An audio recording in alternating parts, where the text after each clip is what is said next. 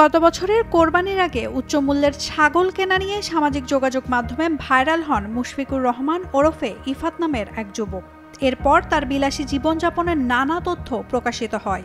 এই ছাগল কাণ্ডের জেরে আলোচনায় আসে ইফাতের বাবা এনবিআর কর্মকর্তা মতিউর রহমান।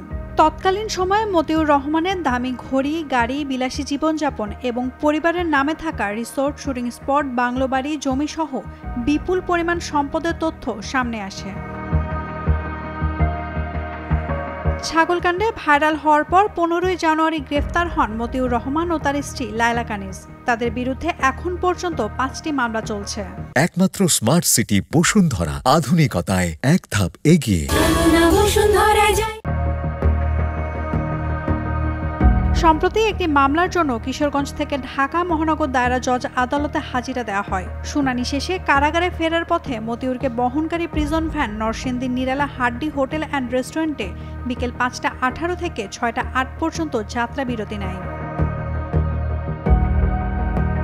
এই ঘটনার ভিডিও নিজের ওয়ালে পোস্ট করেছেন আল জাজিরার সাংবাদিক জুলকার নায়েন সায়ের। ভিডিওতে দেখা যায় মতিউরকে হাত করা ছাড়া প্রিজন ভ্যান থেকে নামিয়ে একটি কক্ষে গোপন বৈঠকের সুযোগ দেওয়া হয়। হোটেলের ভেতরের ফুটেজে দেখা যায় আগে থেকেই সেখানে উপস্থিত ছিলেন সাদা টি শার্ট, জিন্স ও কালো জুতা পরিহিত একজন ব্যক্তি। মতিউরকে কক্ষে আনা হলে তিনি প্রবেশ করেন। কিছুক্ষণের মধ্যেই পুলিশ সদস্যরা মতিউরকে কক্ষে প্রবেশ করান এবং বাইরে অবস্থান নেন।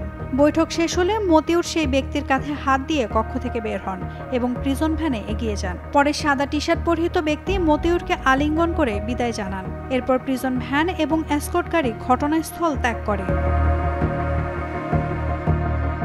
এই বিষয়ে পুলিশের একাধিক ঊর্ধ্বতন কর্মকর্তার সঙ্গে কথা বলে জানা যায়, যাত্রাপথে কোনো আসামিকে এভাবে একান্ত সাক্ষাৎ করানো অনুমোদিত নয়। সাধারণত জরুরি খাওয়া বা বাথরুম ব্যবহারের জন্য স্বল্প 5 থেকে 10 মিনিট বিরতি অনুমোদিত হয় এবং সেই সময়ও বন্দীকে হাতকড়া ব্যবহার করে রাখা হয়। 50 মিনিটের একান্ত বৈঠক সম্পূর্ণ আইনভঙ্গ এবং শাস্তিযোগ্য অপরাধ।